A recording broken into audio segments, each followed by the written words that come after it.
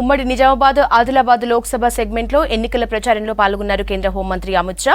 రాష్ట్రంలో నిజామాబాద్లోనే పసుపు బోర్డును ఏర్పాటు చేస్తామన్నారు. ముస్లింల ఓటు బ్యాంకు కోసమే కాంగ్రెస్ రామాలయ ప్రాణ ప్రతిష్టకు రాలేదని విమర్శించారు. కాంగ్రెస్ గెలిస్తే ఎస్సీ ఎస్టీ రిజర్వేషన్లు తగ్గించి ముస్లింలకు ఇస్తుందని మండిపడ్డారు. బీఆర్ఎస్ అవినీతి కుటుంబ పార్టీతో పొత్తు ఉండదన్నారు బీజేపీ నేతలు.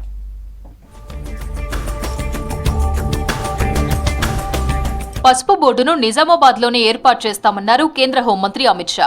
నిజామాబాద్ పార్లమెంట్లో రైతులు పసుపుని అధికంగా పండిస్తారన్నారు. ముస్లింల ఓటు బ్యాంకు కోసం రామాలయ ప్రాణ ప్రతిష్టకు కాంగ్రెస్ దూరంగా ఉందని విమర్శించారు.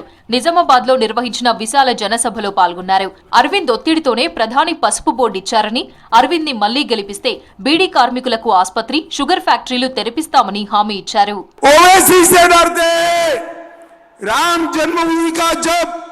प्राण प्रतिष्ठा हो रहा था, हमने उनको निमंत्रण भेजा, मगर वो प्राण प्रतिष्ठा में नहीं आए. अरे वो अपनी वोट बैंक से डरते हैं, वोट बैंक से. मोदी जी ने टर्मरिक वार्ड बनाकर हल्दी किसानों के लिए बहुत बड़ा काम किया है. अरविंद भाई को जिता दो, बीडी वर्कर का अस्पताल बनाने का काम, किसानों को मुनाफा मिले ऐसी चीनी मिल हम फिर से बनाने का काम. నిజామాబాద్ విశాల జనసభ కంటే ముందు కొమరం భీం జిల్లా కాగజ్ నగర్ సభలో పాల్గొన్నారు అమిత్ షా.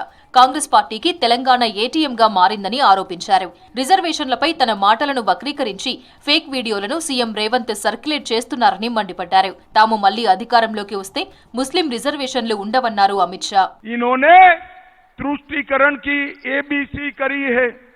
एबीसी का मतलब है ए से असदुद्दीन ओवैसी, बी से बीआरएस, सी से కాంగ్రెస్. రిజర్వేషన్లు తగ్గిస్తామంటూ బీజేపీపై రేవంత్ తప్పుడు ప్రచారం చేస్తున్నారని మండిపడ్డారు. నిజామాబాద్ బీజేపీ ఎంపీ అభ్యర్థి అరవింద్.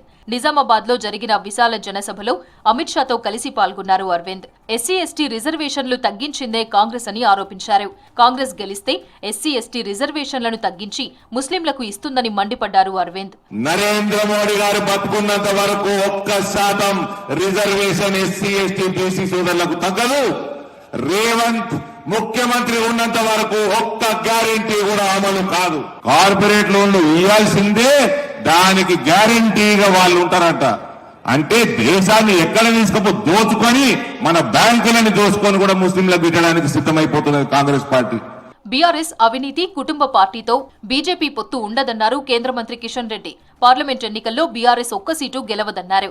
బీఆర్ఎస్ అభ్యర్థులు గెలిచినా లాభం నష్టం లేదన్నారు. కేసీఆర్ బయ్యారం స్టీల్ ఫ్యాక్టరీపై ఇచ్చిన హామీ ఏమైందని ప్రశ్నించారు. హైదరాబాద్ బషీర్బాగ్ లో టీయూడబ్ల్యూజే ఏర్పాటు చేసిన మీడియా సమావేశంలో పాల్గొన్నారు కిషన్ రెడ్డి. దేశ భవిష్యత్తు కోసం బీజేపీ ఎంపీ అభ్యర్థులను భారీ మెజారిటీతో గెలిపించాలన్నారు. మేము ఎప్పుడు కూడా టీఆర్ఎస్ తోటి ఎన్నికల్లో పొత్తు పెట్టుకోలేదు. మాకైతే అవసరం లేదు, అలాంటి కుటుంబ పార్టీలు అవసరం లేదు, అలాంటి పార్టీతో కలిసే ప్రసక్తే లేదు. టీఆర్ఎస్ పార్టీ ఒక సీటు గెలిచే అవకాశం కూడా లేదు. బీఆర్ఎస్ పార్టీ, కేసీఆర్ పార్టీ ఒక సీటు గెలిచినా తెలంగాణకు వచ్చే లాభం లేదు, ఒక సీటు గెలవకపోయినా తెలంగాణకు వచ్చే నష్టం కూడా లేదు. ఫోన్ ట్యాపింగ్ లో కేసీఆర్, కేటీఆర్ దొరికిన దొంగలని ఆరోపించారు. కరీంనగర్ బీజేపీ ఎంపీ అభ్యర్థి బండి సంజయ్. కాంగ్రెస్ బీఆర్ఎస్ కుమ్మక్కై కరీంనగర్ లో బీజేపీని ఓడించేందుకు కుట్ర చేస్తున్నాయని ఆరోపించారు. కరీంనగర్ కాపువాడలో 300 కాపు ఆత్మీయ సమ్మేళనంలో పాల్గొన్నారు అభ్యర్థి బండి సంజయ్. నువ్వు బీఆర్ఎస్ పార్టీ లీడర్ గా ఏ రోజైనా స్పందించినవా? ఏ రోజైనా వాళ్ళు నిర్వహించే ప్రయత్నం చేసినవా? ఏ రోజైనా అడ్డుకునే ప్రయత్నం చేసినవా? నువ్వు కానీ కేసీఆర్ గారు కానీ ఇంకా పెంచిపోయించే ప్రయత్నం చేసినారు. ఎన్ని ఫైల్ చేసుకుంటావు అన్ని ఫైల్ చేసుకో, నువ్వు పైసలు సంపాదించుకో, ఎన్నికల్లో ఖర్చు పెట్టు, నువ్వు గెలువు అనేటువంటి బీఆర్ఎస్ పార్టీ అవినీతి అరాచకాలను ప్రజలు ఎప్పుడు మర్చిపోరు. దేశ భవిష్యత్తును నిర్ణయించే పార్లమెంట్ ఎన్నికల్లో ప్రజలు ఆలోచించి ఓటు వేయాలన్నారు కేంద్ర మంత్రి మురుగన్. నాగర్ కర్నూలు జిల్లా కొల్లాపూర్లో నిర్వహించిన బీజేపీ కార్యకర్తల సమావేశంలో ఆయన పాల్గొన్నారు. బీజేపీ ఎంపీ అభ్యర్థి భరత్ ప్రసాద్ ను భారీ మెజారిటీతో గెలిపించాలని కోరారు. ప్రతి కార్యకర్త ఓ సైనికుడిలా కష్టపడి పార్టీ గెలుపు కోసం కృషి చేయాలని పిలుపునిచ్చారు మురుగన్.